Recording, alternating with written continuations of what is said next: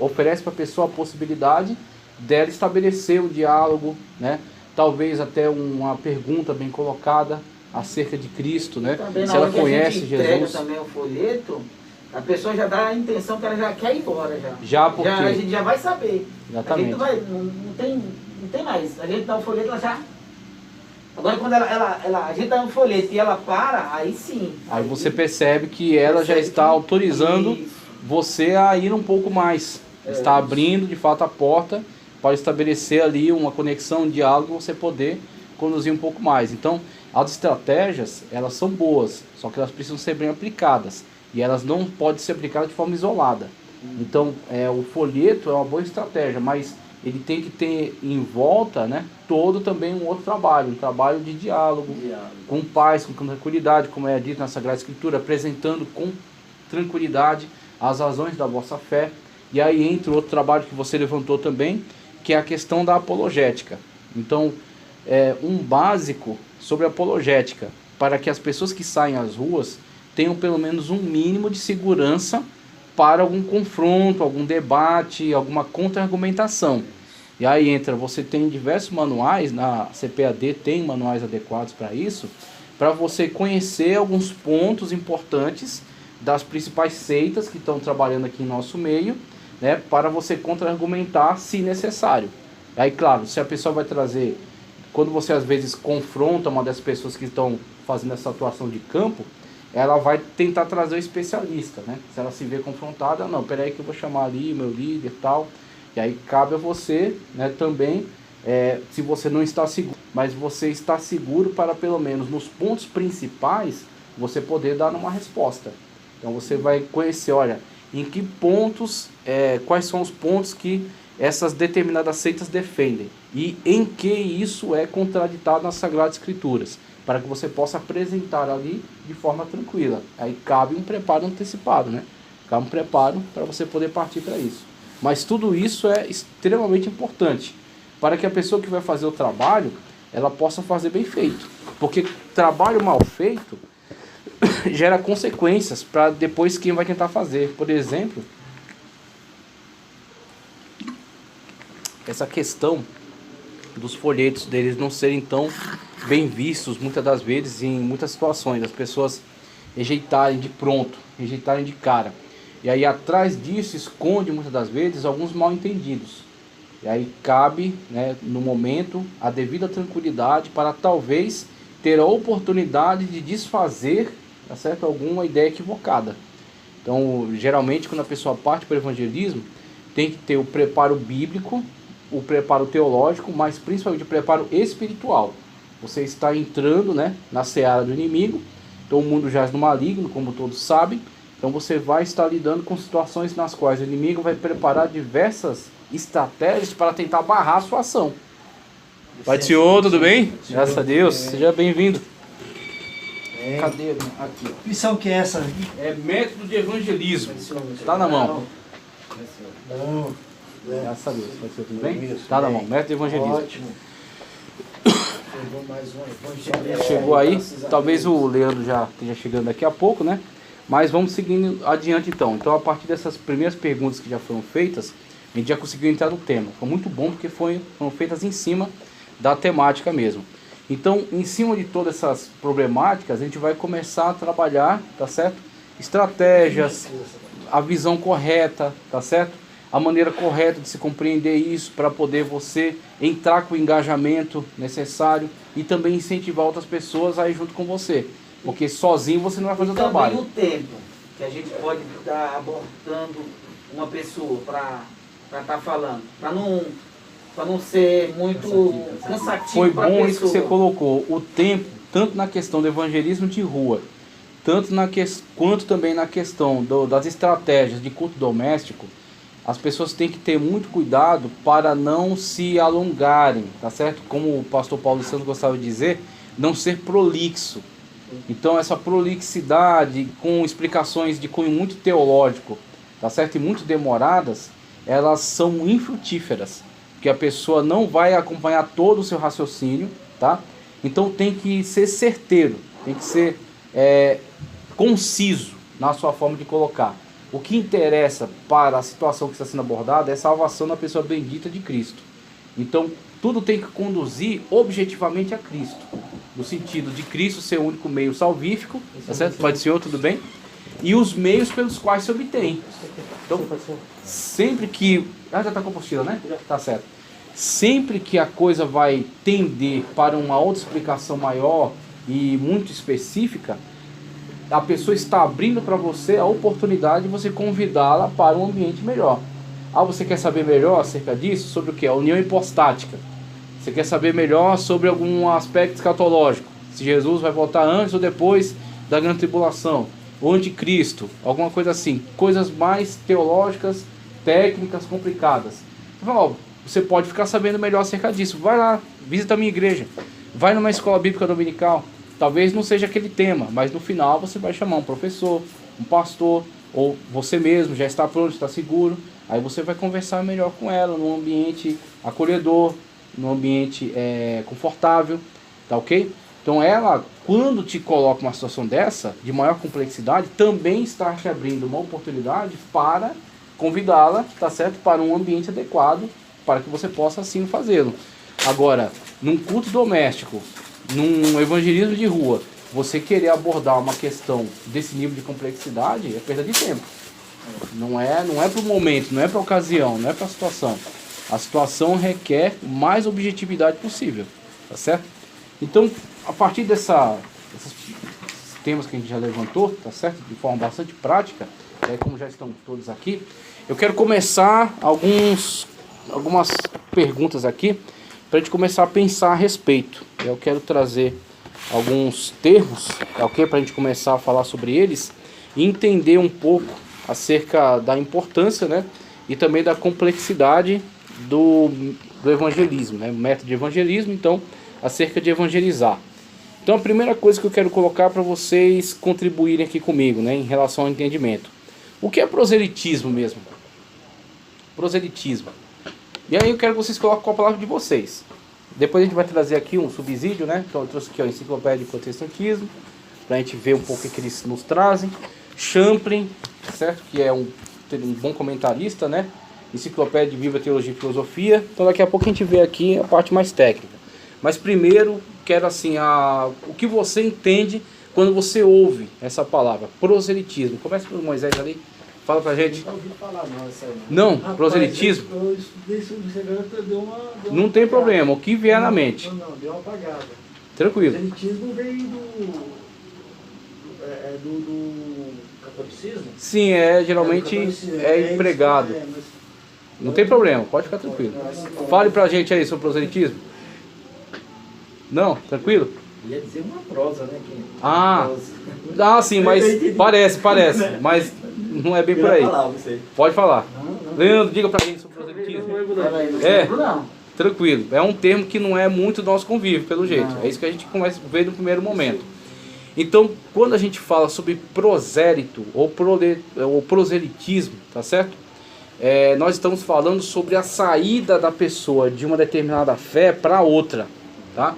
Então, praticar o proselitismo é fazer com que a pessoa saia da fé em que ela estava e venha para esta. Então, o que sai é o prosélito. Aquele que saiu daquela fé e vem para a nossa. Inclusive, a gente tem até um texto do Evangelho onde Jesus fala... Independente de qualquer religião. É o movimento, exatamente. Independente de qualquer religião. Sair dessa fé e ir para outra, a pessoa está fazendo proselitismo, porque ela está convencendo você a deixar sua fé e ir para aquela. E você que foi, você é o prosélito. Tá? Então tem essa situação. Jesus, por exemplo, fala para os fariseus: vós percorrer terras e mares para fazer um prosélito e o tornais duplamente mais condenáveis do que vocês. Então Jesus acusando os fariseus em relação a essa prática, né? Agora, a acusação não é tanto pelo fato deles fazerem proselitismo ou de haverem prosélitos, mas o fato de que eles estavam comunicando os mesmos defeitos, os mesmos erros com os quais eles conviviam. Então estavam chamando mais pessoas para participar dos seus erros. Então essa era a consequência do proselitismo que eles estavam praticando. Mas quando a gente ouve falar do termo proselitismo, e quando você entra na matéria de método de evangelismo, você vai lidar mais com isso. Tá? Você vai começar a lidar mais com isso. Porque pense um pouco sobre a nossa proposta aqui. Método de evangelismo, meio de evangelismo, estratégia de evangelismo. Por que evangelizar alguém?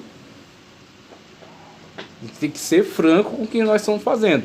Se você não compreender o que você está fazendo, em determinado momento você vai se encontrar perdido, confuso, tá certo? Por que evangelizar alguém? Porque a pessoa está na fé errada. É ou não é? Porque se a fé dela fosse aceitável, ela permaneceria na fé dela. Você está criando um método, tá certo? Para evangelizá-la, porque automaticamente você está dizendo que a fé dela está errada. Então a gente tem que ter essa consciência. Por quê? Porque a gente vai andar numa linha tênue. Existe uma situação em que você se torna ofensivo, tá? Existe uma situação em que você faz uso da sua liberdade de expressão. Então, por exemplo, quando você, valendo-se da sua proposta de evangelismo, tá certo? Ou de proselitismo, você começa a atacar a pessoa em si, você se torna ofensivo, tá ok? Porque você é isso, você é aquilo outro, porque você está dentro dessa fé. Agora, quando você, fazendo uso da sua liberdade de expressão, você traz esclarecimentos a ela acerca do que é a fé dela, aí você tem que fazer o trabalho de casa. Qual é? Entender qual é a fé dela, tá ok? Para você poder fazer uma descrição fiel. Aí onde entra, por exemplo, o trabalho de apologética. A pessoa tem que, no mínimo, conhecer o que é um testemunho de Jeová, no que ele crê, tá certo? Quais são a forma dele de compreender os textos que nós rejeitamos, o que é um adventista do sétimo dia, o que é um mormon, tá certo? O adepto da Igreja de Jesus Cristo dos Santos dos Últimos Dias, como eles gostam de dizer, tá? Então, o que eles são, quais são os seus livros sagrados, quais são as suas revelações, profecias, dogmas, doutrinas, para quê? Para que eu, quando fizer uma exposição do porquê, eu entenda que ele não deva permanecer na fé dele e adentrar a fé que eu abraço, eu fale isso de forma tranquila, respeitosa, tá certo? E com convicção. Então, o ato de evangelizar é um ato de você demonstrar, tá certo? Você deixar muito claro que você acredita que a sua fé é autêntica, é verdadeira. E que a pessoa não está vivendo, não está professando uma fé que seja verdadeira, que seja autêntica. Por quê? Se todas as fés forem autênticas e verdadeiras, como quer nos fazer crer o relativismo, como quer nos fazer crer o sincretismo, que atualmente é o que está em voga, é o sincretismo, que inclusive está dentro do chamado politicamente correto. Então não existe uma fé errada, não existe uma fé incorreta. O que existe são diferentes fés. Eu tenho a minha fé, você tem a sua fé. Só que se a gente se dobrar a isso, morreu. Pode fechar a apostila e ir para casa. Todo caminho leva a Deus. Né? Exatamente. É só um que leva a salvação, mas todo mundo acha que leva a salvação, não leva. Todo caminho leva a Deus, mas só Jesus que vai... Aí você tem, por exemplo, existem diversos deuses, né? Agora, todos os deuses são verdadeiros, né? Aí todos eles são um caminho para o Deus verdadeiro. E aí quando você tem as definições bíblicas a respeito de quem é o caminho, de quem é a verdade, de quem é a vida. Então é um problema muito grave. Você está entrando nessa seara. Você está entrando exatamente nesse conflito. Então quando você adentra, tá certo, pela ação de evangelizar, você está entrando por aquilo que eles chamam de proselitismo. O proselitismo, ele não é muito bem visto em todas as situações. Deixa eu pegar aqui já o... Cadê que eu separei? Vou pegar aqui já o Champlin para a gente começar a ver um pouco disso, de proselitismo. Prosélito, Igreja da Missão. Deixa eu pegar o que eu queria ler, né, filho? Eu separei direitinho. Proselitismo. Aqui, ó. A forma grega verbal dessa raiz é prosercherai, aproximar. A forma nominal é prosélitos, alguém que chegou em um lugar. Nesse sentido, pode referir-se a um ato literal de chegar a um lugar estranho. Ou, por analogia, pode aludir a alguém que chegou a alguma nova fé religiosa. Está vindo de fora dela, né? Estrangeiro. Tendo vindo de algum outro lugar, metaforicamente falando, tá? Na Septuaginta, por exemplo, tradução do Antigo para o Grego, do Antigo Testamento do hebraico, né, para o grego, essa palavra é usada para traduzir o vocábulo hebraico ger, um residente estrangeiro que vivia em Israel, mas não era hebreu, então era um estrangeiro. Esse termo hebraico pode ter um sentido civil, significando então estrangeiro, ou pode ter um sentido religioso. Um estrangeiro convertido, que assumira algumas ou todas as responsabilidades da fé judaica. Então ele aderiu à fé judaica, então ele é um prosélito. O termo grego prosélitos, por sua parte, pode significar recém-chegado, visitante, estrangeiro, ou por analogia convertido. O proselitismo consiste no esforço proposital de fazer convertidos a alguma fé religiosa, ou alguma ideia ou partido político, no seu sentido mais lato. Um prosélito é um convertido a qualquer sistema ou conjunto de crenças e práticas, embora o termo tenha chegado a assumir um significado quase totalmente religioso ou político. Quase todas as fés religiosas, embora nem todas, fazem prosélitos. E aí eu poderia ler aqui a enciclopédia, mas resumindo... Você lendo aí, o apóstata ele pode ser considerado prosélito? Apóstata? Ele está afirmado numa fé. O apóstata. O apóstata. E ele foi convencido por alguém e foi para outro. Isso, aí o que acontece? Ele em relação a mim, ele é um apóstata. Certo. Porque ele abandonou a fé, tá? Certo. Eu tenho como um apóstata. Então, ele apostatou dessa fé, e aí, nesse sentido, ele será o prosélito de outra fé, de outra religião. Tá. Ok? Ele adentrará a outra religião. Posso já aproveitar nesse pode gancho falar. aí? Então, a sala aqui é para a gente. Exatamente. Esse apóstata, no caso, tá? Se tornou um prosélito lá por outro lado, enfim. Sim. Ele chega a ser uma blasfêmia contra o Espírito Santo de Deus? Ah, porque sim. ele proferia uma fé, foi batizado no Espírito Santo, tinha confiança no Espírito Santo. E sabe que o Espírito Santo que convence, enfim, tem essa fé. E ele foi para o outro lado. Vamos ser claro. Sim. Não falo nem para os mormons, para os outros, porque hoje estão até pregando a Cristo, mas a gente sabe, né? E Cristo falou assim, não é contra mim. Agora, é claro que a gente tem que ter uma noção para a gente chegar, não é questão de entrar em contenda ou debater, mas falar, opa, peraí, amigo, não fique só nesse textinho, não. Vamos lá, sei, sim. Né? Mas vamos dizer, a pessoa foi lá para o outro lado, para o Candomblé, por exemplo. Sim. E também fala que prega Cristo, algumas desses terreiros aí. Enfim, só que lá a gente sabe que de Espírito Santo não tem nada. Eu vou aproveitar a sua questão para trazer uma controvérsia teológica muito importante, que é em relação ao texto da carta de João, que fala sobre pecados que são para a morte e pecados que não são para a morte. Acerca dos que não são para a morte, peço que orais, mas os que são para a morte, acerca desses nem oreis. E aí João fala para não ter nem contato com essas pessoas que adentraram no pecado que é para a morte. Então, isso é uma questão em aberta ainda. E dentre as correntes teológicas, as mais fortes afirmam que o tal pecado para a morte é apostasia. Por que seria apostasia? Porque o apóstata, ele só pode ser um apóstata, alguém que está cônscio da sua fé, tá? Que provou da iluminação, dos dons da vida futura e tudo mais, teve a presença do Espírito Santo de Deus em si, está plenamente consciente da sua fé. Não é um neófito. Um neófito, ele ainda está num processo de desenvolvimento, de maturidade. Facilmente ele pode ser ganho, tá certo? Pode ser enganado, pode ser confundido por uma falácia, uma argumentação bem feita, como os Gálatas. Os Gálatas estavam nessa situação, eles eram neófitos. Paulo fez o trabalho missionário, em seguida vieram os judaizantes e fizeram com que eles virassem, né, para o lado de tornarem-se então adeptos, né, da lei, né, adeptos da salvação pela lei, não pela graça. Aí Paulo os repreende duramente, mas Paulo não desiste deles, Paulo os repreende duramente. Inclusive Paulo Romero chega a dizer que aquele texto que a gente traduz por insensato é um eufemismo, que ali Paulo está chamando eles de trouxas. Falou, ó trouxas, vocês foram enganados pelos legalistas, tá? Os fariseus. E aí ele faz todo um trabalho para trazê-los de volta, né, ao caminho. Então eles não eram apóstatas, tá? Eles eram pessoas que estavam ainda num desenvolvimento da fé e acabaram sendo enganados, confundidos. Agora, um apóstata de verdade, ele sabe o que ele está rejeitando. Aí entra o ponto, tá certo? Importante. Por quê? Se a pessoa foi oferecido a ele salvação da pessoa bendita de Cristo, ele aceitou conscientemente, ele se desenvolveu nessa fé, e depois também conscientemente ele a rejeitou, através de que ele será salvo?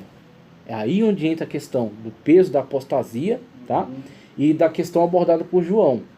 Ou seja, não será oferecido outro meio salvífico, uma vez que só há Cristo. Se ele conscientemente rejeita Cristo, aí você entende o texto de Pedro. Pedro diz assim, ó: é melhor que não tivesse conhecido do que tendo conhecido, rejeite. Porque agora ele está rejeitando conscientemente. Paulo, acho que em determinado lugar, ele fala acerca daqueles que se desviam dos hereges, admoestar em uma ou duas vezes e depois não gaste mais tempo com ele. Por quê?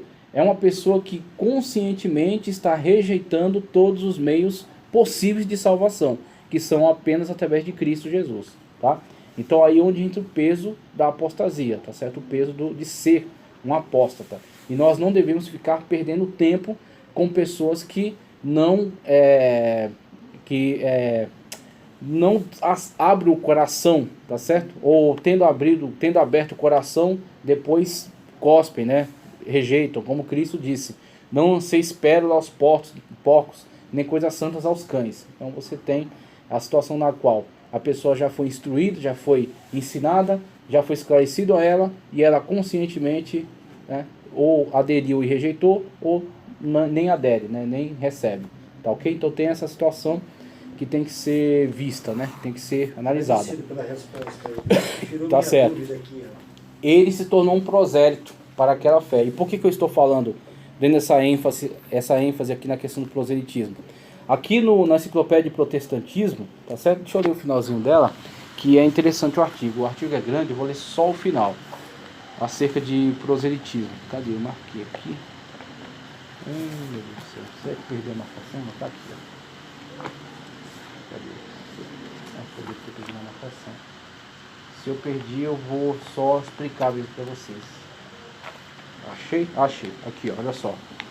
Nas relações interreligiosas foram criadas leis para limitar o proselitismo cristão na Índia, em Israel e em um bom número de países muçulmanos. O proselitismo precisa ser denunciado em nome do respeito à liberdade religiosa, quando se recorre a meios ilícitos, benefícios materiais, pressões políticas, prestígio social, etc. Quando a passagem de uma devoção religiosa a outra for o único objetivo, confessado ou não, sem restringir a liberdade das missões cristãs, muçulmanas e outras, a resposta aos abusos de um zelo intempestivo e interessado é o testemunho recíproco do cristão de diversas convicções. Muito bom. Então ele está falando aí sobre o trabalho que vem sendo feito até pelas Nações Unidas, né, por organizações religiosas, por exemplo a CMI, que é o Conselho Mundial de Igrejas, sobre controlar, né, regulamentar essas atividades. E aí ele fala aí sobre pressão coercitiva, através de oferecimento. Você chega numa comunidade e oferece ali meios para que eles tenham, por exemplo, algum benefício, tá? E aquele benefício eles só poderão usufruir se aderirem a determinada fé. Pronto, você criou um meio coercitivo. Você não está ofertando livremente. E junto com essa oferta também disponibilizando, tá ok? Um esclarecimento, um diálogo, uma conversa, tá certo? Livre, aberta, esclarecedora acerca da sua fé. Você está vinculando o usufruto daquele benefício à adesão a determinada fé. Aí você tem muitas entidades preocupadas com isso, com esse tipo de proselitismo. Então a gente tem que analisar direito, porque se você não tiver um conceito correto acerca de como praticar esse evangelismo e ser respeitoso nessa prática e esclarecer, expor a sua fé, não de forma a ofender a pessoa humana, a dignidade da pessoa humana, tá certo? Mas sim, apresentando as razões da vossa fé. Por que você crê em Jesus? Por que eu deveria crer em Jesus? Tá certo? Por que eu deveria aderir à sua fé? Aí você vai trazer, tá certo? A sua referência como experiência pessoal. E é necessário que você tenha embasamento bíblico, tá certo? Você vai trazer, por exemplo, uma contra-argumentação, no caso de você estar conversando com um adepto de uma seita. E aí onde entra o que nós queremos falar também sobre o proselitismo. Como eu falei, proselitismo, o pessoal sai da fé dele e adere a essa. Agora, no viés do proselitismo, por que nós não evangelizamos, porque nós não nos dirigimos ao trabalho evangelístico entre outras denominações que abraçam, que aderem à mesma fé? Porque esse seria um trabalho de proselitismo que estaria dizendo ao mesmo tempo que você entende ser aquela igreja, na verdade, uma falsa igreja. Por exemplo, se eu ponho um carro de som na frente de uma igreja batista, chamando eles para vir para a Assembleia de Deus, eu estou dizendo que a igreja batista não é uma igreja verdadeira. Eu estou tentando fazer um proselitismo em relação aos crentes da igreja batista. Se eu estou tentando fazer proselitismo com eles, é porque eles estão numa fé falsa. Entendeu como é que funciona a coisa? Tá certo? Então, quando você assim faz, você está automaticamente qualificando aquela igreja da qual você pretende tirar os membros, dizendo que aqueles irmãos, na verdade, não são irmãos, aquelas pessoas que estão naquele grupo não são seus irmãos em Cristo. Não estão no corpo da igreja que é Cristo. Então, por isso que nós temos, quando trabalha com missão e com método de evangelismo, você começa a buscar de volta aquilo que a gente trabalhou em eclesiologia, sobre o corpo de Cristo. O que é o corpo de Cristo? Né? Você tem denominações, então você tem a igreja local, por exemplo. A igreja local tem um rol de membros. Tá? A igreja local pertence a uma determinada denominação. A denominação tem um CNPJ registrado, tem uma liderança, tem uma hierarquia, tem um conjunto de regramento, né? A gente tem agora a declaração de fé da Assembleia de Deus, tem os estatutos, tá? É uma denominação, é gerida por uma organização, tá ok? Então você tem essa denominação. Agora, a denominação, ela comporta dentro de si crentes na pessoa bendita de Jesus Cristo, tá certo? Quando você aceita Cristo dentro de uma denominação, mesmo que você esteja aderindo àquela denominação como membro dela, seu nome está no rol de membros daquela denominação, mais importante do que a adesão à denominação é a sua adesão ao corpo de Cristo, ao corpo espiritual cuja cabeça é Cristo, que é composto por crentes que estão em diferentes denominações. Esta é a jogada. Por isso que igreja não é o mesmo que denominação, tá? Denominação é a igreja local, a igreja física, com um prédio. Isso aqui é um prédio, tem que ser administrado por alguém. Alguém teve a ideia genial de construir isso aqui, de colocar essa biblioteca, de disponibilizar isso aqui, ar-condicionado, contas a pagar, a hierarquia que rege, né, toda essa ordem aqui. Então essa é a igreja local. Só que essa igreja local, juntamente com outras igrejas locais, que servem ao mesmo Jesus que nós servimos, compõem o chamado corpo de Cristo, tá? Aí eu vou fazer a diferença entre aqueles que de fato compõem o corpo de Cristo. Como que eu posso analisar isso? Por exemplo, doutrinas corretas. Quais são o seu corpo de doutrinas? Em que você crê? Você crê que Jesus é o único e suficiente Salvador, sem precisar de qualquer outro subterfúgio? Você crê na Santíssima Trindade? Tá? Você crê, tá certo, no Espírito Santo, que ele não é uma força ativa, mas que ele é uma pessoa? Aí está atrelado à Trindade também.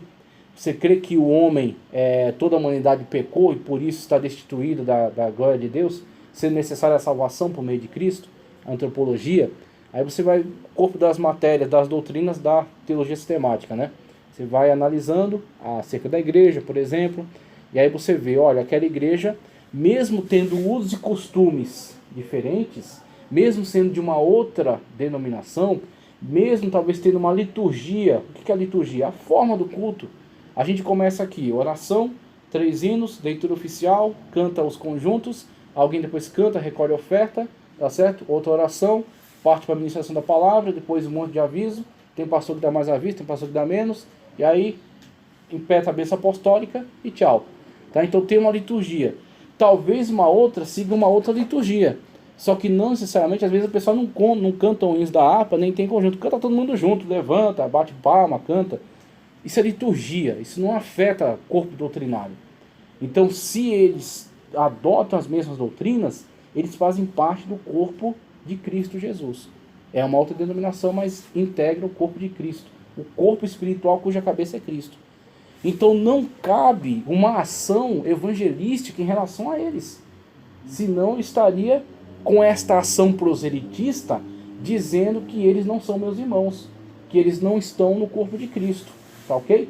Por que eu estou enfatizando isso para vocês? Porque algumas denominações que estão presentes aqui no nosso meio, na nossa área, elas fazem exatamente isso.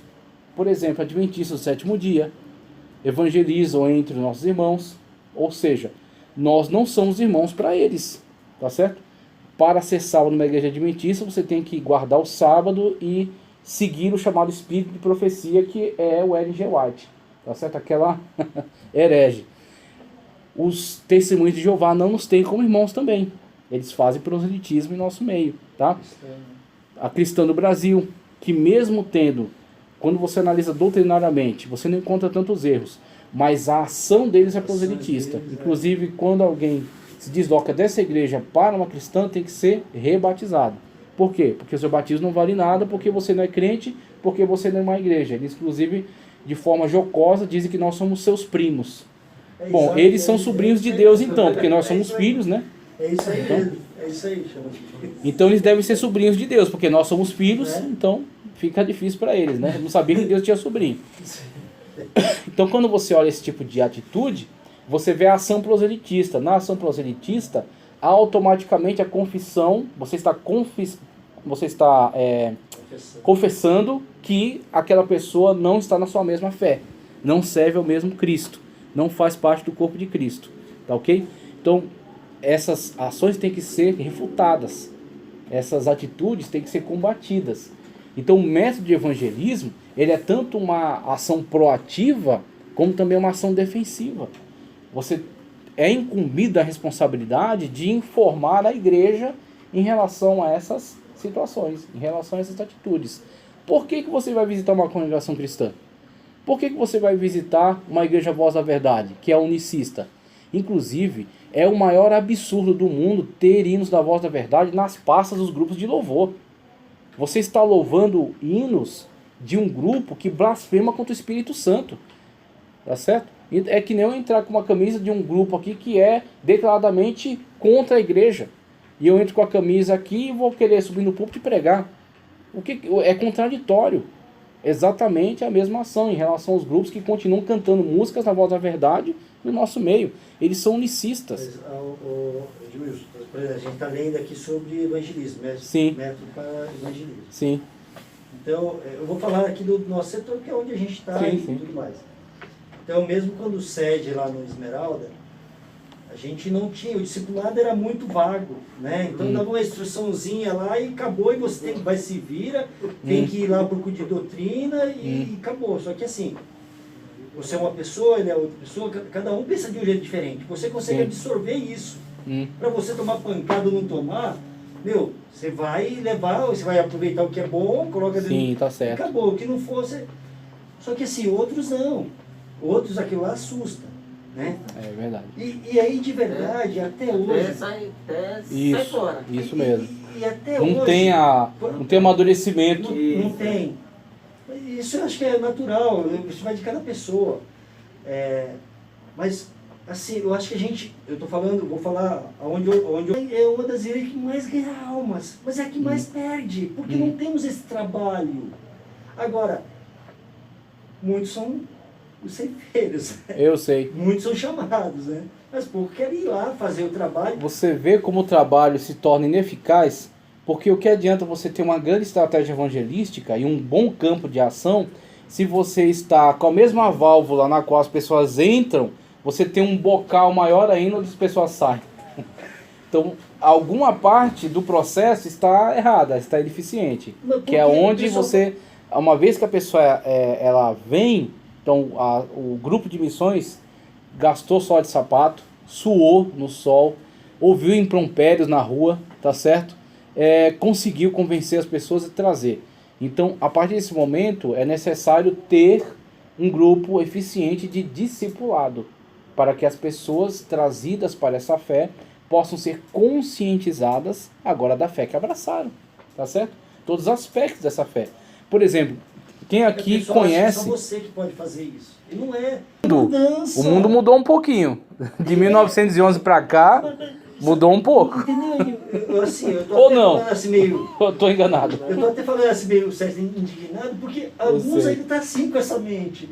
Não, irmão, eu sou de evangelismo. Graças a Deus que eu olho para a igreja, para que eles possam se entender colaboradores do trabalho dos evangelistas locais e dos missionários, ou que estão no interior do Brasil, ou fora do Brasil, mas que eles estejam engajados num trabalho junto. Por exemplo, o evangelista sai de madrugada, consegue evangelizar um morador de rua e o convence a ir para a igreja. Só que ele diz, como eu entrevistei lá pessoas que trabalham com o evangelismo na nossa igreja, dei liberdade para ela falar, tá certo? Para eles trazerem experiências de caso. E ela falou, olha, eu falei com a pessoa, eu convenci a pessoa a vir, só que ela falou, olha, eu não tenho roupa limpa, tá? Eu só tenho isso aqui, eu estou sujo, estou na rua, não tenho como tomar um banho. Ela falou, não, pode ir tranquilo. Ela falou, eu convenci ele a vir tranquilo. Só que quando você chega na igreja, aí domingo, culto à noite, né? Aquela roupa cara, aquele perfume bom, né? Eu estou dizendo que não deve usar, não, use. Só que tenha consciência que você está numa igreja, e a igreja é hospital de emergência. A igreja é emergência hospitalar. Então, quando chegar uma pessoa fedendo, por favor, segure sua careta, né? Não torça o nariz. Faça um esforço para poder... Não olhe na sua aparência. O seu trabalho evangelístico vai ser refrear essa sua ojeriza, refrear essa sua rejeição e receber essa pessoa. Porque dependendo da atitude com que ela for recebida, a afabilidade, o amor com que ela for recebida, ela pode ser cativada e querer voltar. Agora, se põe a cadeira lá perto da porta já, né? As pessoas passam ali meio a não encostar nela. Estender a mão, nem pensar, né? O pessoal fala, aqui não é meu lugar. Aí o trabalho do evangelista foi por água abaixo. Ele teve tanto trabalho para a gente chegar na igreja, a gente, ó, tchau, vai fora. Né? Pode falar o que você queria falar. Não, mas era isso que eu ia falar. Sim. O pessoal faz um trabalho de evangelismo, perde aquele tempo, não perde aquele tempo, né? Investe, outra coisa, investe um tempo. O Senhor não é vão. Sim. Não é vão. Sim. Mas eu tô falando, tipo, podia fazer outra coisa, né? Sim. Cuidando da sua vida, fazendo outra coisa. Outra coisa, dentro da igreja mesmo, e outra pessoa que era para estar junto, não estão na sua casa. Aí quando a pessoa consegue trazer uma pessoa para dentro da igreja, aquela pessoa que não foi no evangelismo, consegue fazer igual você falou, uma careta, Mas o presbítero lá... ela não vai. Esse é o amadurecimento do cristão. Sim, exatamente. De saber que Cristo, ele não tinha formosura, irmão. E ele precisa ser conscientizado disso. Por incrível que pareça, ele precisa ser conscientizado disso. Eu com muito respeito, irmão, esses dias a gente teve a oportunidade de dar um beijinho na flor. E aí eu falei, né, porque o que acontece? Eu passei exatamente isso, sabe? Sim. E por que o morador de rua, ele troca o dia pela noite? Eu não sabia também. Eu também descobri na palestra que eu incentivei no sábado passado, que o pessoal do evangelismo disse, eles trocam o dia pela noite, porque de noite eles têm que ficar alerta, segurança. Eu não sabia disso. E outra coisa que eu descobri também, por que você encontra morador de rua dormindo nos lugares mais públicos? Você pensa, por que essa pessoa não busca um lugar mais escondido? Exato. Porque ele dorme ali exatamente para que as pessoas vendo, elas coíbam a agressividade, que eles sejam roubados, ou que mulheres sejam abusadas. A gente começa a entender a dinâmica da vida deles. E eu vou falar uma vida terrível. Só para poder o irmão voltar também na aula. Sim. A gente sofreu um pouquinho de dor, porque primeiro que a gente não tinha estrutura. Eu não sabia nem casa de recuperação, nem albergue. O único albergue que eu lembrava, tem um perto lá, mas eu nunca fiquei sabendo agora nesses últimos tempos, porque a gente vai pegando um monte de caminho.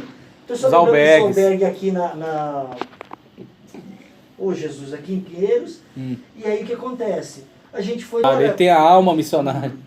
Ali foi onde veio um rolo compressor. Eu não sabia que, irmão, a gente não tinha toda aquela base. O que eu esperava? Apoio. Sabe do que você está falando? Você está falando de conflitos. E por que esses conflitos surgem? Tem bastante. Esses conflitos surgem por causa do viés que cada um adota, por causa das prioridades. Nem todos têm as mesmas prioridades. E aí o que acontece? Nós temos que ver diante do Evangelho qual é a prioridade de Cristo. Cristo é o cabeça, não é?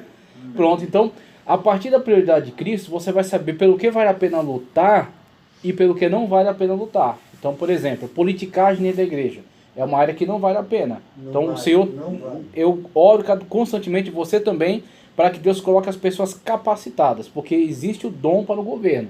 Como você tem na lista de dons de Romanos, por exemplo, tem alguns com dons para governar, para que Deus levante aqueles que são capacitados para estar à frente. Mas nessa área, né, nessa área gestora, administrativa, nem todos podem trabalhar nessa seara. Mas quando você olha para a questão da prioridade da igreja, que é o ide por todo mundo, pregar o evangelho a toda criatura, né, você vê que esta é a prioridade da agenda de Cristo. Por isso vale a pena, às vezes, polemizar dentro da igreja, às vezes você se opor a determinada outra agenda, outra prioridade que estavam dando. Então, em relação a isso, quando você vê esses conflitos são naturais. Por quê? Às vezes, certas pessoas, não que elas não sejam homens de Deus, não porque não sejam pessoas que estão servindo a Cristo com sinceridade, mas quais são as prioridades adotadas, meu irmão?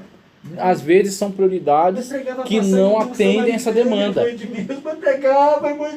E aí você precisa, às vezes, atravessar certas barreiras, né? Mas você está motivado pela coisa certa, está motivado pela razão certa, que é a alma. Porque, afinal de contas, não foi Cristo que disse que uma alma vale mais que o mundo inteiro? Então vale a pena. Então vale a pena, mesmo que você... Algumas pessoas não gostem, né? Sim, eu sei. Você vai abrindo o leque para outras situações. Exatamente. Não é a partir disso aí, ó, que a gente estava discutindo, e aí voltando um pouco atrás, você falando sobre discipulado. Quem lembra aqui, no tempo, tudo estava dentro da temática. Quem lembra aqui direitinho do sumário das 2 revistas de discipulado? Vocês já viram, já deram uma boa olhada?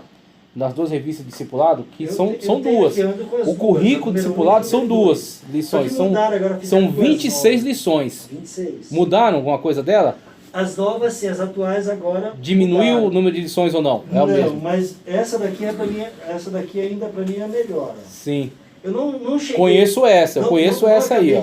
Quando eu fui discipulador, eu trabalhei com essas. E qual era a minha prioridade? Essa é a melhor. A minha prioridade era passar o currículo das 2, que a pessoa tivesse 26 lições. Essas lições, eu vou dizer para vocês com toda sinceridade. Se nós pudéssemos aplicar um teste na igreja, teste geral, tá certo? Na igreja, para analisar doutrinariamente o quanto as pessoas estão firmes, estão conscientes doutrinariamente, nós talvez teríamos a necessidade de trazer boa parte da igreja de volta para o banco do discipulado, tá?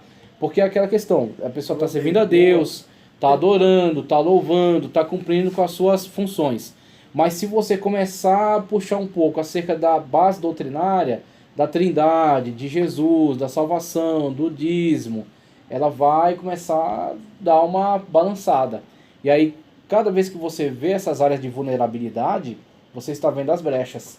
É nessas brechas que aceita que os proselitistas trabalham, tá certo? Aí onde acontece aqui, não sei se foi você que foi o Moisés que falou, de você ter um eficaz trabalho evangelístico, mas esse trabalho se perder porque as pessoas entram e saem.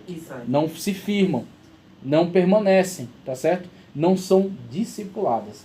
Aí onde entra o trabalho, o método de evangelismo, não é só você aprender uma técnica de sair convencendo pessoas e trazendo. É um trabalho discipulador, porque o grande chamado de Cristo, talvez nem todos se atentem a isso, ide por todo mundo, pregar o evangelho a toda a criatura, batizando o nome do Pai, do Filho e do Espírito, fazendo discípulos. O chamado é para fazer discípulos. E você fazer um discípulo é você se comprometer com alguém de passar para ele a disciplina. A disciplina é a regra. A disciplina são as ordenanças de Cristo, tá certo? São as doutrinas básicas. E aí, quando você comunica as doutrinas básicas, você criou uma outra pessoa que terá condições também de evangelizar e disciplinar, tá certo? E discipular. E aí você, inclusive um seminário que eu participei na época do apóstolo Paulo dos Santos, sobre método de evangelismo, e ele falava sobre discipulado multiplicador, que é onde ele fala de trazer pessoas, trabalhar com qualidade, discipulando, tá certo? Edificando essas vidas, para que eles também estejam prontos para trazer outros. Aí você vai multiplicar, você vai numa progressão, né, aritmética. Agora, quando fica só você, ou só um grupo, pequeno grupo, responsável por tudo, trazendo pessoas, colocando lá dentro, mas essas pessoas não têm a condição, a capacidade, não são preparadas, mas somente são número. Em vez de você ser multiplicador, você é somador. Então você está trazendo mais um, mais dois, mais 5. Mas quando você coloca esses 5 viram 10, e o 10 vira 20, o 20 vira 40. Fruto, aí sim se torna um fruto. Exatamente. Mas para isso, aqueles que foram colocados têm que ser disciplinados, têm que ser discipulados. Se eles não forem discipulados, eles não vão ter iniciativa. Pelo contrário, eles vão ficar ali até algum irmão dizer que ele é feio, outro irmão dizer que ele é fedido, outro irmão dizer que a roupa dele não é muito boa, e aí daqui a pouco ele vai e se perde. Sai fora. Tá certo? Ou sai fora do evangelho, ou vai para uma outra igreja, e aí o trabalho é perdido. Então, ó, falei sobre proselitismo aqui, levantou um bom debate, né? Agora, outra coisa que eu queria perguntar, o que é politicamente correto? É um tema que está em voga hoje, né? O que esse negócio é esse, politicamente correto? Politicamente correto. Olha a definição que eu peguei da Wikipédia aqui, ó. O termo politicamente correto é usado para descrever expressões políticas ou ações que evitam, aqui entra a palavra-chave, evitam ofender, excluir ou marginalizar grupos de pessoas que são vistos como desfavorecidos ou discriminados, especialmente grupos definidos por gênero, orientação sexual ou cor. Então está principalmente nessas áreas. E aí onde entra o politicamente correto, às vezes ele também é aplicado a debates de ideias, que é onde entra o erro. Aqui ele está dizendo, politicamente correto, a preocupação é você combater expressões, combater afirmações que são discriminatórias. Então, inclusive eu estava falando sobre missiologia. A abordagem. Qual é a abordagem? A abordagem de uma pessoa que vai partir para o campo evangelístico e chega na pessoa com quem você quer dialogar, selecionando seus defeitos, selecionando aquilo que você reputa por um erro. Olha, você é católico, sabia que você é um idólatra e a idolatria leva para o inferno? Você é homossexual, sabia que o homossexualismo é condenado pela Bíblia? Você é cachaceiro, sabia que isso acaba com seu fígado, isso é um vício? Você está destruindo o templo do Espírito Santo? Que abordagem é essa? É uma abordagem negativa, depreciativa. É igual você é convidado para fazer uma oração. Você está evangelizando. Sim, sim. Você é convidado para entrar na casa de uma pessoa para fazer ela está abrindo seu lar, exatamente. Abrindo seu lar para você. Pois aí é. O camarada olha lá. Já vai, ó, com o raio-x, né? Passa o raio-x, Cadê a sabedoria da pessoa? Já vai, né, somando todos os erros ali para ele começar a descer a lenha, né? Ela abriu a porta, gente. Exatamente. E aí onde entra, se você não fizer um bom trabalho, às vezes você cria uma equipe, aí você consegue, com muita oração, na graça de Deus, a pessoa abre o seu lar. Pronto, você tem ali, ó, vou perguntar para você, até baba, né? Que tem ali, ó, pai, a mãe, o filho, a tia, o tio, o vizinho, todos ali. Você fala, ô glória, é uma família que vai vir para o Evangelho. Dependendo da pessoa que você colocar do seu lado, meu irmão, ele vai naufragar esse barco, ele vai pôr tudo a perder, porque é a primeira coisa que ele vai apontar, não porque aquilo ali é do Satanás, não porque aquilo ali, calma, exatamente, calma. Aí onde entra, por que se levantou essa questão do politicamente correto? Exatamente com o combate a essas afirmações. Agora, com o excesso que estão colocando hoje, também se estão querendo enquadrar no politicamente correto debate livre de ideias. Por exemplo, eu não estou contra o homossexual. E a igreja não está contra o homossexual. A igreja não está contra o comunista. A igreja não está contra, tá certo? A pessoa em si. Em relação à pessoa, o que nos cabe é o amor. Como Cristo ama os pecadores. O médico veio para o doente. Então, o amor ao homossexual. Agora, não ao homossexualismo. A prática dele. E aí você tem que fazer essa separação. Se você não fizer, você vai cair no erro de você trazer juízo sobre a pessoa, juízo condenatório sobre a pessoa. Então você vai abordar a pessoa no âmbito do amor. Cristo ama, Cristo salva, Cristo restaura, Cristo transforma, como me transformou, tá certo? O evangelho está aí, tá certo? Em cima de uma base de evangelho, trazer a pessoa, estabelecer essa ponte de comunicação para a salvação, tá ok? Para a transformação de vidas. E aí, se for necessário, e se a pessoa quiser maiores esclarecimentos, ser também muito franco, tá ok? E muito respeitoso, claro, mas muito franco acerca das suas práticas. Então, ó, a Bíblia de fato condena o homossexualismo. Condena, tá certo, essas práticas. Só que isso não significa que eu te condene. Não significa, inclusive, por isso que até pouco tempo atrás, isso era um debate muito grande, e ainda, né, permanece em alguns meios, sempre querendo associar a igreja com atitudes violentas para com determinados grupos. Porque a igreja prega uma mensagem que incentiva a violência a esse, aquele, até que quando começaram aí a necessidade dos apologistas, né, de fazer a defesa do evangelho, e você tem pessoas na política também muito gabaritadas que fazem essa defesa, começaram a levantar, cadê os fatos? Cadê os números? Cadê o número de crentes, pastores, irmãs de ciclo de oração saindo por aí agredindo homossexuais, outros grupos da sociedade, né? Não tem. Você encontra essas pessoas, na verdade, pertencentes aos próprios grupos, se agredindo entre si. E isso você tem um número alarmante. E outros, talvez, desmiolados, neonazistas, sei lá, coisas assim, que numa atitude isolada promove esse tipo de agressividade. Mas, de modo geral, a igreja, ela promove, sim, o respeito à pessoa. Tá certo? Inclusive, por exemplo, eles chamam transexual, tá certo? Que é a pessoa que quer não somente ter um relacionamento sexual com o mesmo sexo, mas também adotar, tá certo? Vestes, né, os trejeitos, se transfigura, né? Um homem se transfigura numa mulher para ser recepcionado, por exemplo, numa igreja. Adentrou a igreja, pronto. E aí, qual a atitude das pessoas em relação a ele?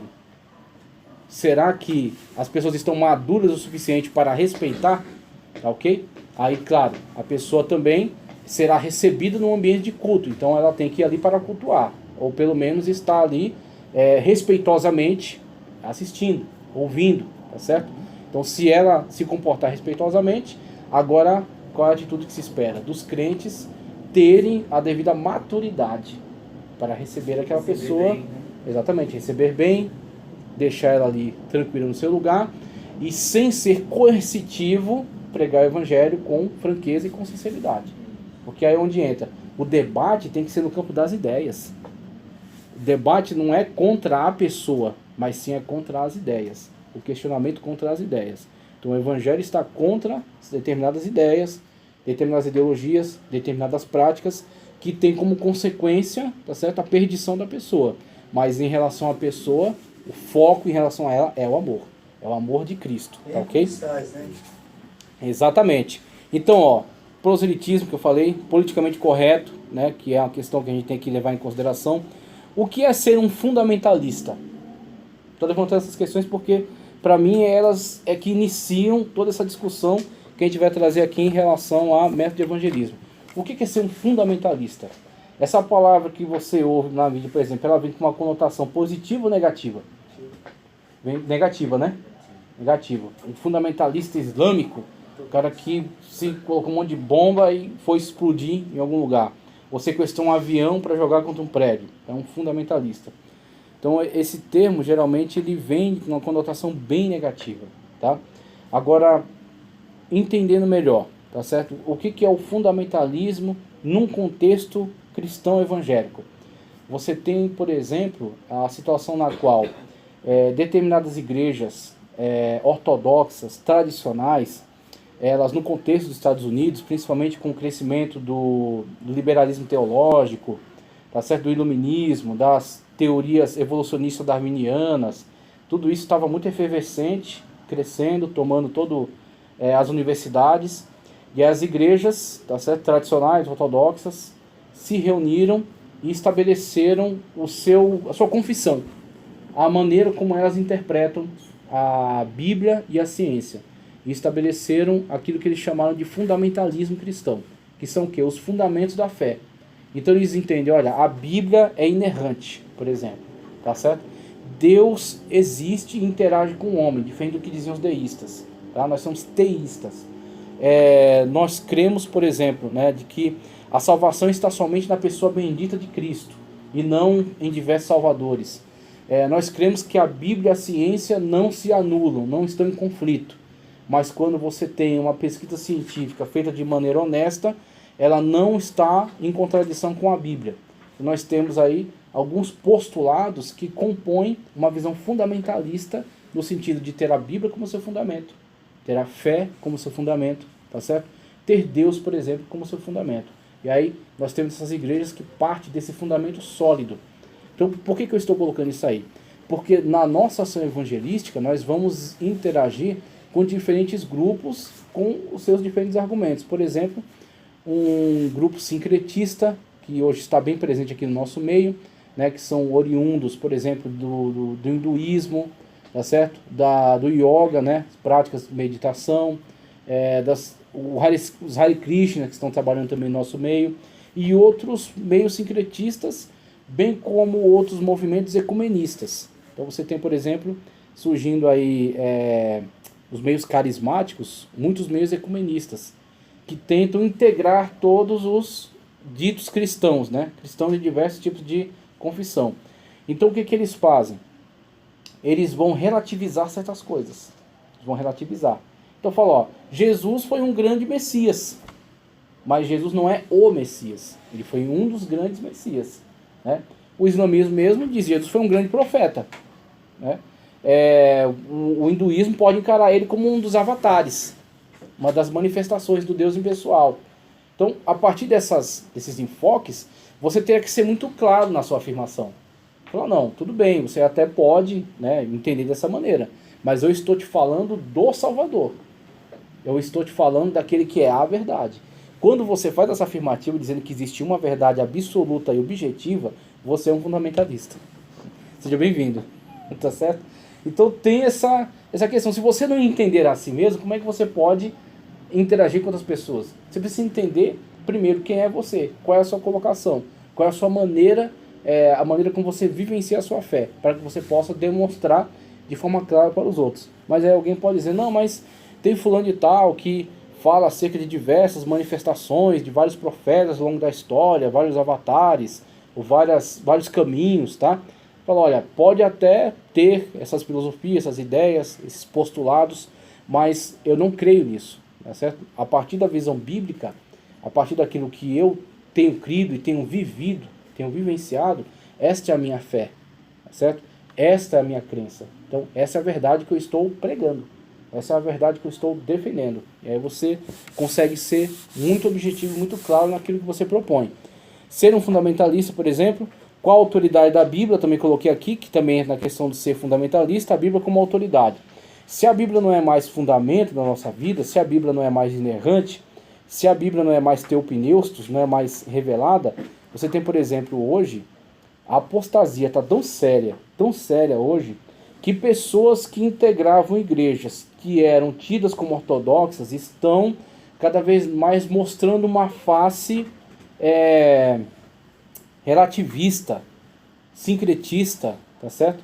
Uma face que assusta um pouco, vindo da onde veio. Por exemplo, o senhor Ed René Kivitz, que falou acerca da necessidade de se atualizar a Bíblia, que falou, por exemplo, que não existe ortodoxia. Ortodoxia é um conceito abstrato, tá?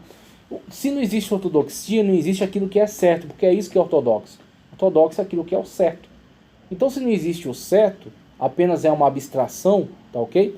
Então, um outro intérprete, por exemplo, a teologia da desmitologização de Bultmann é uma possibilidade real.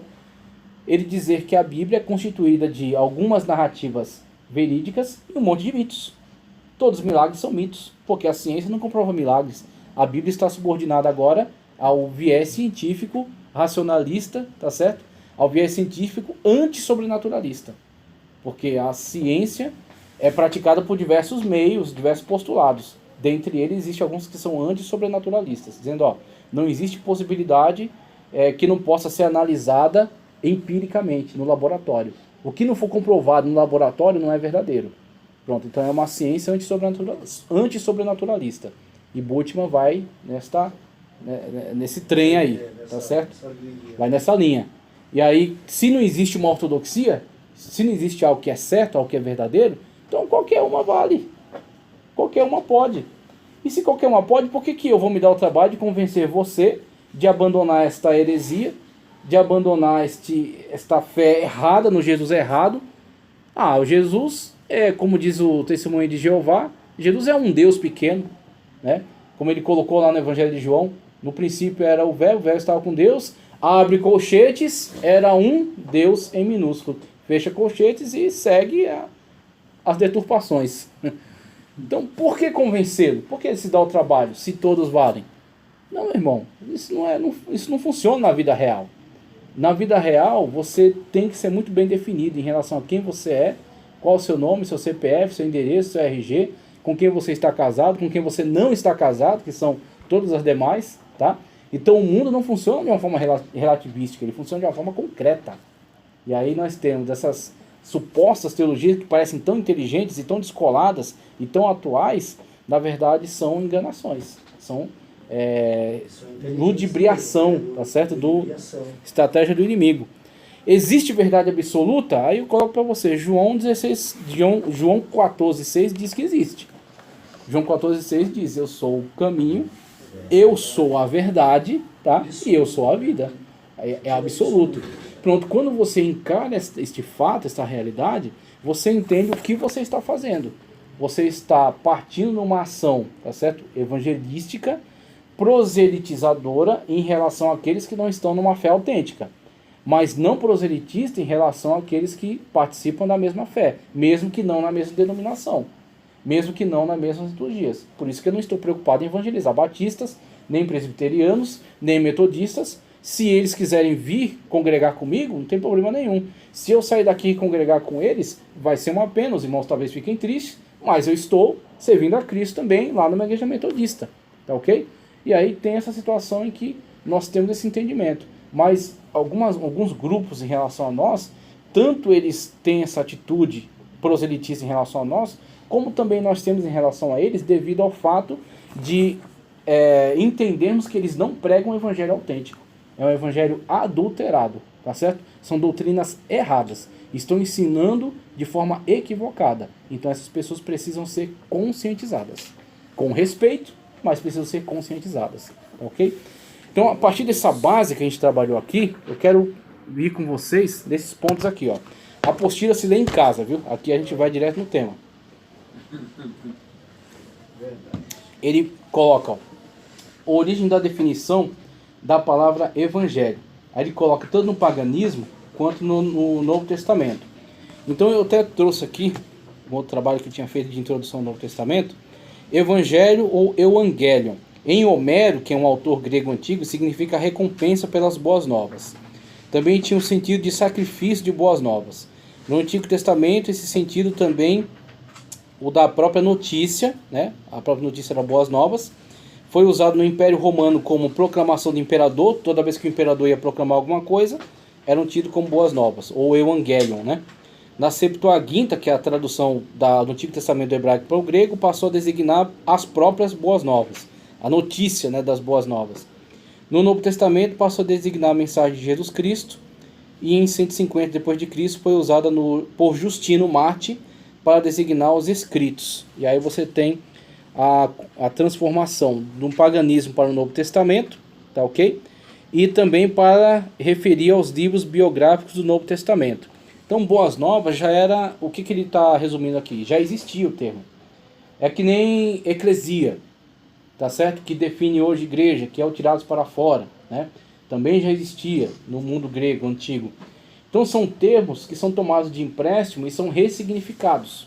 Então, mesmo que Homero diga alguma coisa sobre as boas novas, o que interessa é o que o contexto neotestamentário diz.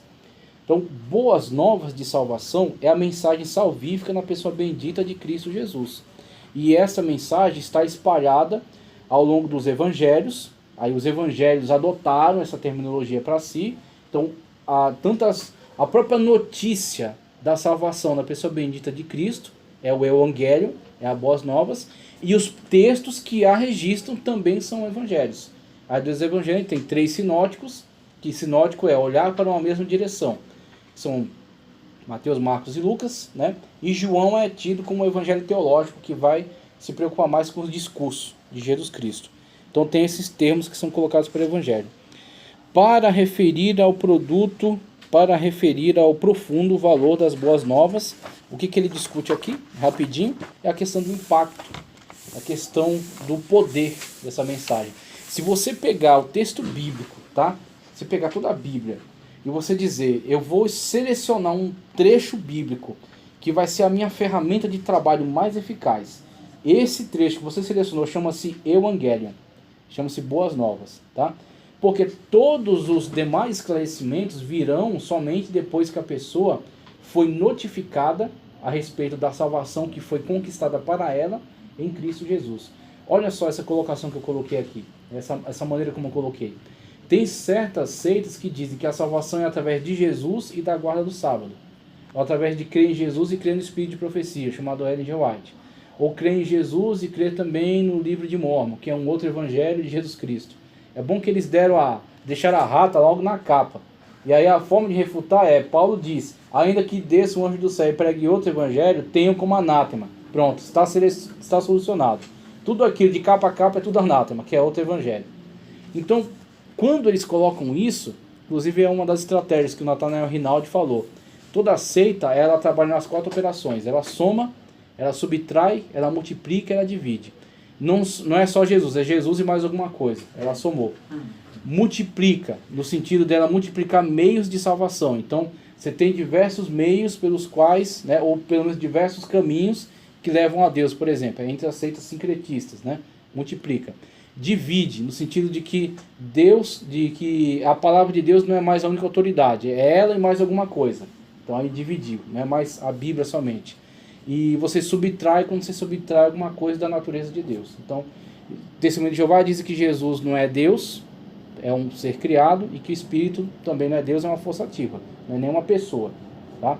E aí a Mormon diz que Deus é como um ser humano evoluído, tá? E Jesus é irmão de Satanás.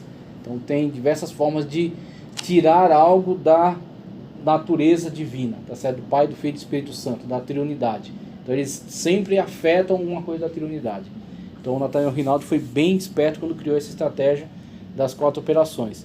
Então quando você olha para isso, você diz, olha, o Evangelho é essa ferramenta de trabalho, por quê? Porque ele tem tudo que precisa. Ele tem a proclamação das boas novas de salvação em Cristo Jesus. A salvação foi consumada, ele é um ato consumado na pessoa bendita de Cristo. Então quando você traz a mensagem do Evangelho, das boas novas, o que você está dizendo para a pessoa? Olha, alguém morreu na cruz para garantir liberdade para você, transformação da sua vida, tá certo? Você ser uma nova criatura, para que você ter acesso às mansões celestiais, através do único caminho que leva a Deus, que é Cristo. Você não vai ter que fazer nada, alguém já fez por você, só que você tem que ser notificado acerca disso e você tem que crer. Aquele que crê será salvo, aquele que não crê já está condenado. Parou para pegar essa? Já está, porque entra em conexão com aquilo que Paulo diz, todos pecaram e destituídos estão da glória de Deus, que aí cai o pelagianismo. Não é que você será, você já está condenado. Você está tendo a oportunidade de sair da condenação, tá certo? E aí a partir dessa pegada, você tem um evangelismo eficaz, com a mensagem certa e com a pegada certa. Quando a pessoa é notificada acerca disso, e o Espírito Santo de Deus trabalha nela, convencendo do pecado, da justiça e do juízo, pronto, ela está ciente de que é pecador, precisa de um Salvador, o Salvador é Jesus, e o caminho é crer. Então, ok, aí você fechou o ciclo, né, da mensagem do Evangelho. A natureza do Evangelho. O Evangelho é poder de Deus. Aí ele vai argumentar aqui, ó, até a página 7. O que ele está... Amém. Se ela achou, tá bom. Então, o que acontece? Quando você tem essa argumentação que ele coloca aqui, ó, toda essa argumentação acerca do Evangelho é poder de Deus, é o escândalo que Paulo vislumbrou com a pregação do evangelho, que ele diz, os judeus se escandalizam, tá certo?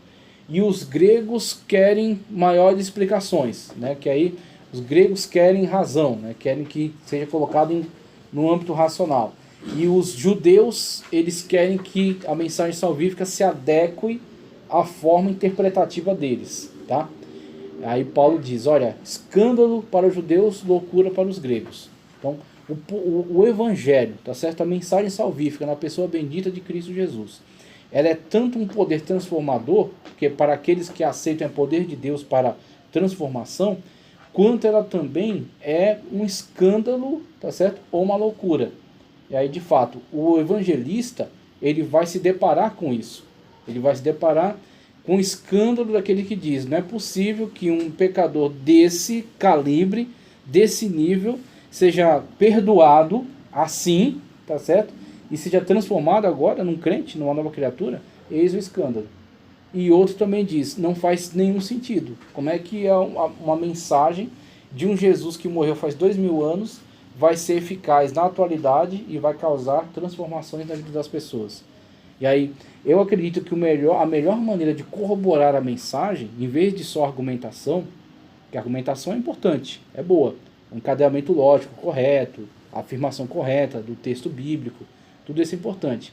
Mas eu acredito que o maior fortalecimento da afirmação é o testemunho. Então o testemunho, meu irmão, ele é fato. Ele é um fato histórico, ele aconteceu. Então, seu testemunho, tá certo? E não subestime o seu testemunho.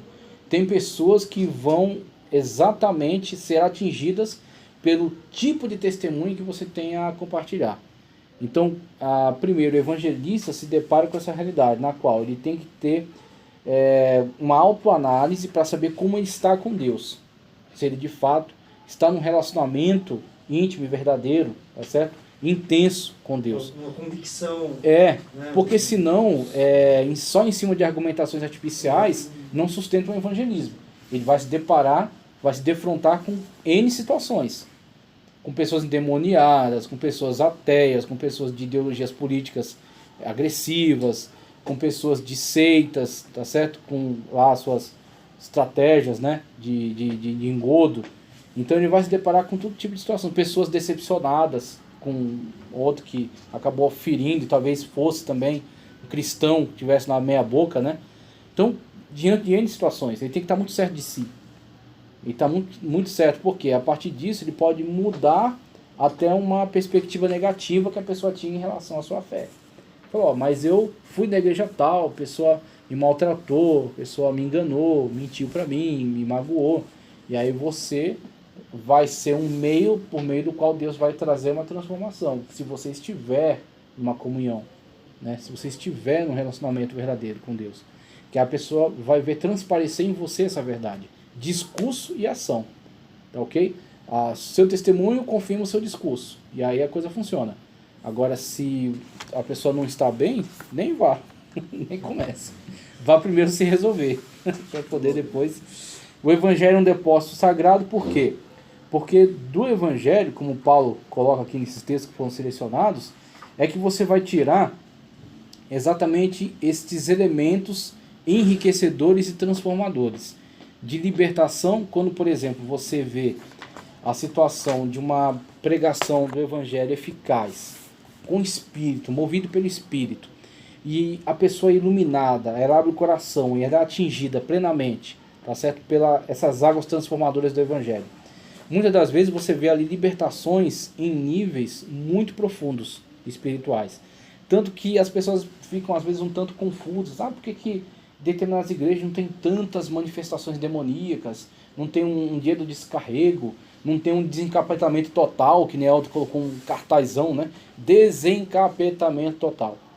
Então, eu já fui da Universal, tá? Eu já vi culto do descarrego, já, né, participei lá de um monte. Eu nunca caí não, mas eu tava lá. E eu saquei qual é a grande jogada.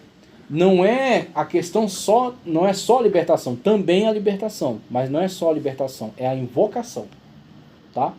Então não é só liberto de demônios, é invocado demônios ali. Tanto que o ambiente é transformado, a música é alterada, tá?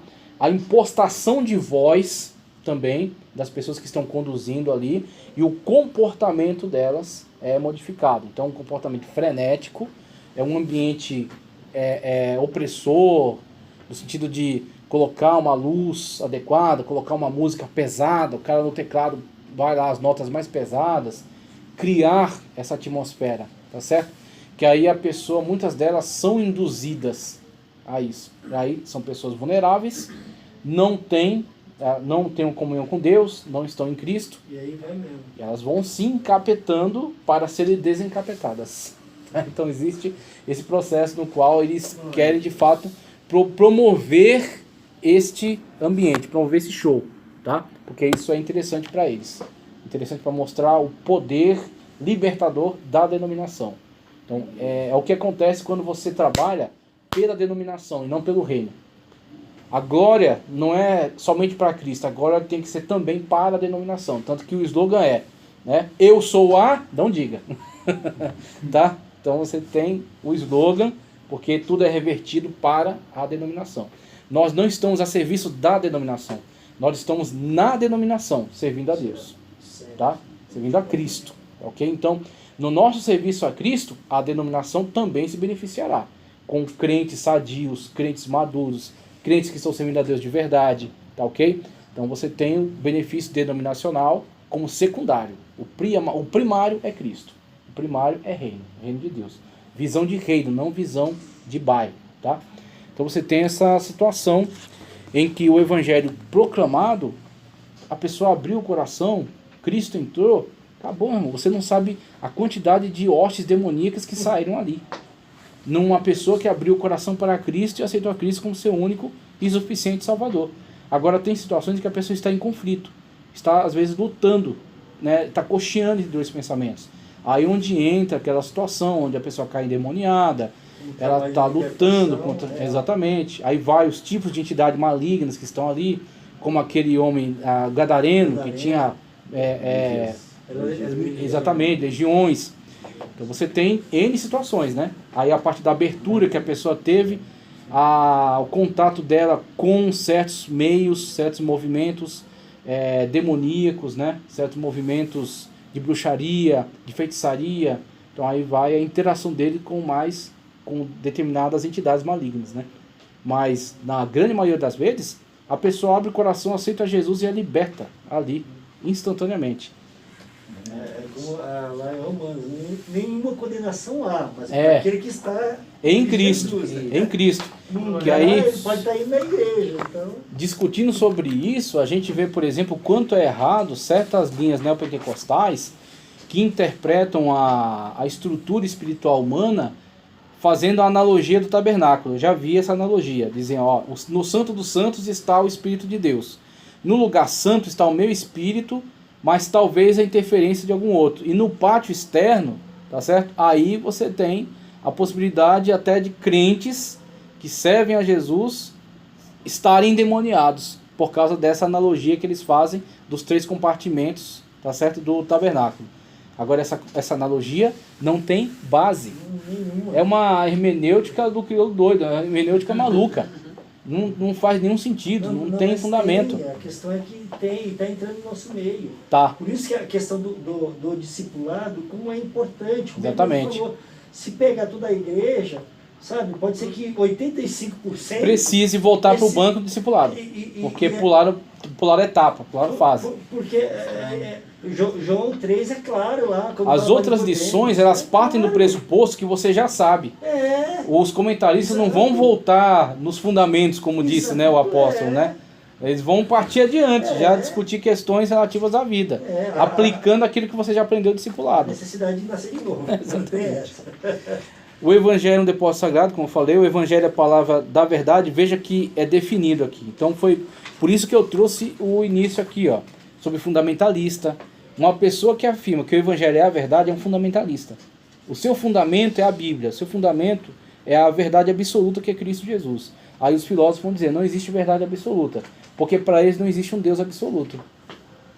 Então quer dizer, aqui no mundo, filosofias humanas, por exemplo, eu gosto do time tal, o outro gosta do time tal, quem é o melhor? O campeonato vai dizer.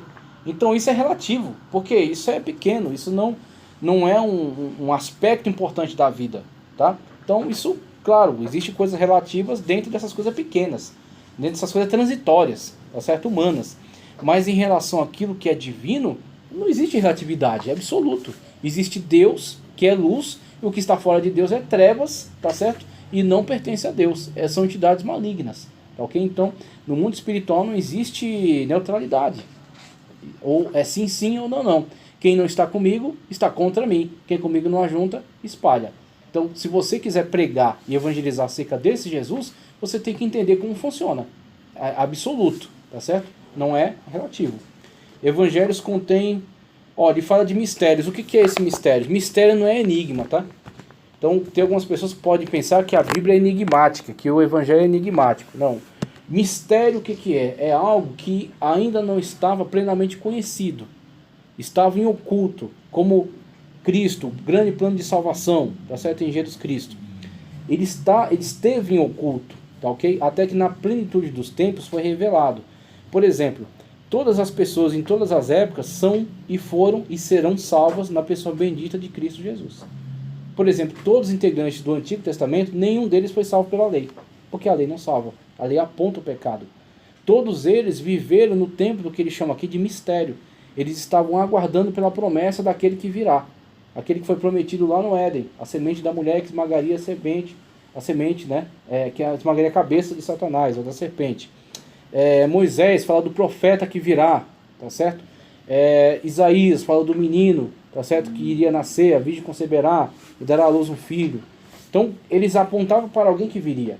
Então, todos que morreram no Antigo Testamento e que morreram crendo em Javé, obedientes à sua palavra e esperando por aquele que virá, tiveram um encontro com Cristo quando ele veio, tá certo? Ele morreu, levou cativo o cativeiro, como é dito lá em Éfeso, tá certo? Levou aqueles que estavam ainda naquela condição de estar esperando por aquele que virá. E quando Jesus se revelou e se apresentou para aqueles espíritos que estavam em prisão, ele veio para aqueles que estavam crendo, aqueles que morreram crendo, morreram esperando pelo aquele que viria. Ele disse, eis aqui, estou aqui.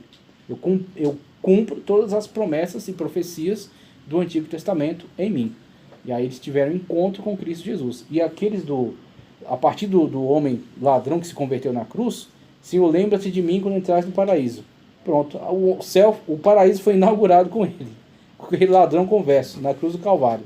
No último respiro, o homem reconheceu Jesus como Senhor e Salvador. E aí você tem, a partir dali, você tem toda essa geração que se estende até nós e segue até, né, o dia que o Senhor pôr o fim e trazer juízo. Essa estende todos aqueles que hão de ser salvos na pessoa bendita de Cristo. Então temos aí o mistério. O mistério esteve oculto e foi revelado. E está revelado atualmente. Nós somos proclamadores desse mistério que foi revelado. Conteúdo da mensagem do Evangelho, ele discute, ó. A mensagem do Evangelho inclui juízo divino, o Evangelho eterno, que ele fala aqui, e a mensagem do Evangelho inclui lutas e tribulações. O que ele está discutindo nesse trecho aqui? Ele está discutindo, ó, primeiro, inclui juízo divino. Porque hoje, devido a isso que eu trouxe para vocês aqui do politicamente correto, algumas pessoas estão confundindo esses conceitos, que até tem algumas coisas interessantes, porque você combate o preconceito, você combate as ofensas raciais, ofensas a certas etnias, né? Certos grupos. Então, é correto você combater esse tipo de ofensas. Mas algumas pessoas estão querendo usar isso para bloquear a liberdade de expressão. Por exemplo, é uma liberdade de expressão minha dizer que eu não concordo com o homossexualismo. Então eu preciso ter, se nós estamos num país livre e democrático, eu tenho que dizer isso sem sofrer retaliações por parte do Estado. Mesmo que haja um grande número de pessoas que não concordem comigo. A liberdade delas também de não concordar comigo. Mas a situação está ficando tão crítica que estão começando a criminalizar a opinião, criminalizar o ponto de vista contraditório. E aí, exatamente, você tem cada vez mais esse cerco se fechando. Então nós temos que ter estratégia, tá? Nós temos que ter estratégia, zelo, cuidado na nossa pregação para não trazer prejuízo para a igreja como um todo, tá?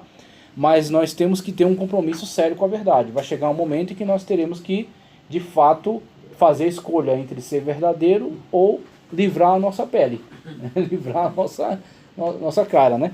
Então tem essa situação na qual Cristo, por exemplo, fala de juízo. Jesus, o Senhor Jesus foi a pessoa na Bíblia que mais falou de inferno. Foi ele que mais falou acerca disso. Então, como é que o pregador quer tirar isso da sua homilética, quer tirar isso da sua agenda, tá certo? Das suas pregações? Você tem um conjunto de igreja hoje que parece que para eles não existe mais condenação, não existe mais inferno, não existe mais pecado. Então, uma das maneiras de você ajudar as pessoas é você conscientizá-las. Por exemplo, o médico. Chega uma pessoa para passar com um oncologista. O oncologista faz os exames necessários. Descobre que você está com um câncer maligno que está se espalhando. Aí, para não ofender, ele vai falar assim: não, que é isso, era só uma dor de barriga. Você está ajudando? Não. Então, a partir do ponto de vista que a gente crê que existe uma verdade, que existe um Deus, que a verdade é Cristo, e que existe céu e inferno, você tem um compromisso de alertá-la.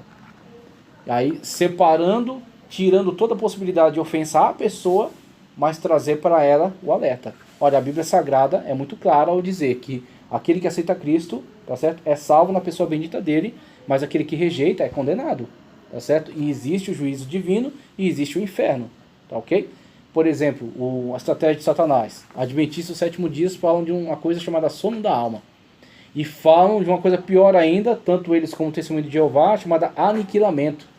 Que as almas daqueles que não aceitarem a Jesus e não forem salvos, eles serão aniquilados. O que é ser aniquilado? É ser cessado. Você vira uma fumacinha e some. Você quer coisa melhor para um suicida, ou um estuprador, ou um genocida, o Hitler, Mao Tse Tung, galera que só fez, tá certo? Maravilhas, né? Acumulou cadáveres. Que coisa melhor para eles do que simplesmente ser cessado, tá certo? Aniquilado, deixar de existir? Onde está a justiça? Onde está o juízo? Então, é uma mentira satânica que tem que ser combatida. Tem que ser combatida com veemência. Então, o evangelho eterno que ele explica aqui, que algumas seitas utilizam para fazer algum tipo de separação exclusiva, no sentido de dizer, olha, nós temos acesso a um evangelho exclusivo chamado evangelho eterno no livro de Apocalipse, que seria melhor do que o evangelho corriqueiramente pregado nas igrejas. Isso é uma falácia, uma enganação. O evangelho é o mesmo. A colocação que é dada em Apocalipse é no sentido de ressaltar a importância de que o evangelho é uma mensagem eterna. Já parou para pensar que Cristo é o Cordeiro que foi morto desde antes da fundação do mundo? Então, o evangelho, que é a comunicação da verdade acerca desse Cristo, é eterno. Por quê? Porque a partir da presciência divina, Deus sabe de todas as coisas antes que elas aconteçam. Então é por isso que o Cordeiro foi morto antes da fundação do mundo, porque Deus já sabia de tudo que iria acontecer e já preparou o plano salvífico. E o evangelho que anuncia o plano é eterno. É nesse sentido, tá certo? Do evangelho ter essa importância. Caminhando para o final, que ó, já sei, deixa eu ver, meu tempo já estourou. Dá só 5 minutinhos para eu concluir aqui, ó. A mensagem do evangelho inclui lutas e tribulações, que eu já deixei bem claro para vocês, que nosso evangelho precisa ser integral. A gente não pode pregar o evangelho meia boca para agradar o público, né, para agradar as pessoas, senão nós estaremos sendo desonestos. Esses pontos aqui, ó, que eu vou falar para vocês, eu abordei eles com vocês em História do Cristianismo. História do Evangelho, seu apogeu, ponto de partida e os priorizados, tá? Página 14, 15, 16, ó. Estagnação e queda na evangelização, do século II a Reforma, e a 17, a Reforma, que a Reforma não fez, e conceitos atuais, que encerra a lição 1. Isso aqui eu abordei em História do Cristianismo. Então, o que ele está passando para nós aqui? Ponto de partida, qual foi? Permanecer em Jerusalém até que do alto seja revestido de poder. E aí semeeis testemunha onde? Jerusalém, né? Judéia, Jerusalém capital, Judéia, província, Samaria, vizinho, né? E até os confins da terra. Pronto, se você passou de Samaria, vá em frente. Vá até a Polinésia, vá até o Alasca, vá até a Terra do Fogo, que é extremo sul da América do Sul, aqui, que é disputado pela Argentina e o Chile. Vá, meu irmão, vá adiante, né? Cabo da Boa Esperança, que é a curva lá da África, tá ok? Lá no sul. Vai em frente. Até as estepes da Rússia, Estreito de Bering, que é já colando lá em cima com a América. Vai adiante. Então, o ponto de partida é aquele ali. Só que o interesse é global. O interesse é mundial. O interesse de Deus sempre foi mundial. Quando estabeleceu Israel como sua herança, Deus fez de Israel um povo referência para os demais. Só você ler Isaías, né? Que as nações dirão, subamos ao monte do Senhor. Por quê? Porque Deus sempre teve o propósito de fazer com Israel um povo referência para as demais nações. Israel ficou retraído dentro de si. Até os apóstolos depois ainda mantiveram um certo retraimento por causa da barreira transcultural. Jesus trouxe Paulo. Paulo disse, o meu evangelho eu recebi do Senhor. E a partir de Paulo, Jesus quebrou a barreira transcultural. Paulo, Pedro, quem Jesus revelou o lençol com os animais impuros, quebra da barreira transcultural. Então, o evangelho pela salvação, unicamente pela graça, na pessoa bendita de Cristo. Sem necessidade de guardar leis dietéticas judaicas, nem guardar dias santos. Todo dia é santo, um diz que um dia é santo, diz que nenhum dia é. Isso não faz diferença, porque a salvação é através de Cristo, através da pessoa bendita de Cristo. Então, com isso aí a gente viu, progresso do evangelho, primeira igreja, século I. As pessoas mais simples que você possa imaginar. A grande maioria delas analfabeta, tá? Tanto que a gente vê em Apocalipse, bem-aventurado o que lê e os que ouvem. É colocado singular o que lê, não é à toa, é porque poucos liam. Então, um ou outro tinha a habilidade de ler e menos ainda tinham o texto, tá certo? O texto escrito. Então, o que lê e os demais todos que ouvem. E os que ouvem multiplicaram, tá certo, no evangelismo através de testemunho. Testemunho pessoal, compartilhando o Cristo, tá certo, que o salvou. Então a mensagem evangelística, o Evangelium, ele é simples, só que ele é eficaz, ele é poderoso, porque ele é corroborado com testemunho.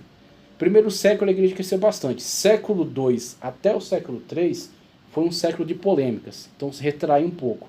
Do século III em diante, a igreja católica associada com a política decaiu extraordinariamente. Século XVI, reforma protestante. A primeira igreja reformada, qual a preocupação? Separar da igreja católica. Se separou e formou as igrejas nacionais, luterana, calvinista na Suíça e anglicana na Inglaterra.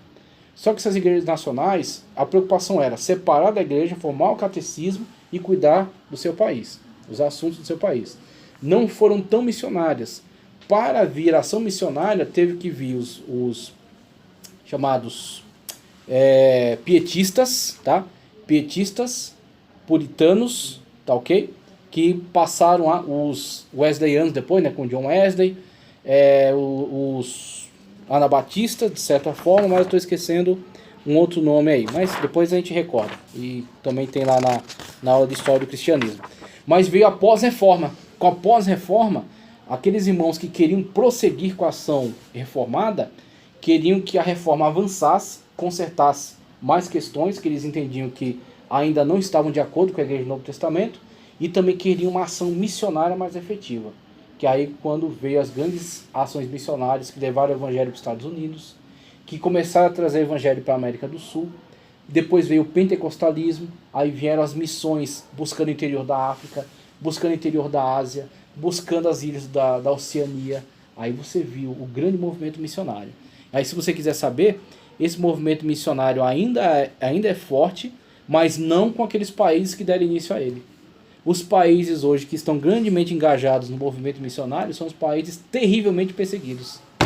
Índia, China, tá certo? Coreia, países de restrição do evangelho, mas crentes que nascem num contexto difícil e que não têm nenhum medo de entregar a sua vida, se necessário, tá certo? Para pregar Cristo Jesus. Tá? Então, lição 1, hein? Lição 2. Segunda-feira que vem, tem alguma reunião? Tem alguma coisa, não?